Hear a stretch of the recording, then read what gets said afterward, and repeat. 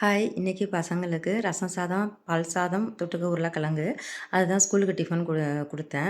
நம்ம கிளம்புற சாப்பாட்டுக்கு முடக்கத்தான் தோசை, சேப்பு துவையல், தேங்காய் சட்னி. அதுதான் இன்னைக்கு குடுத்து, அத பசங்க சாப்பிட்டுட்டு ஸ்கூலுக்கு கிளம்பிடுச்சுங்க. அதுக்கப்புறம் எனக்கும் இன்னைக்கு கொஞ்சம் மார்க்கெட்லாம் போயிட்டு வந்து, இந்த வெயில்ல எனக்கு கேரியாயிட்டு, அத ஃபஸ்ட்டு சாப்பிட்டுடுவோன்னு சொல்லிட்டு, சாப்பிட்டுட்டு அதுக்கப்புறம் தான் போய் ரெடி ஆக போனேன்.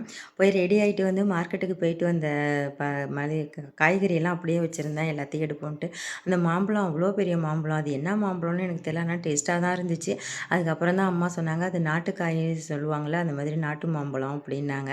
என்னவோ அதுவும் நல்லா தான் இருந்துச்சு.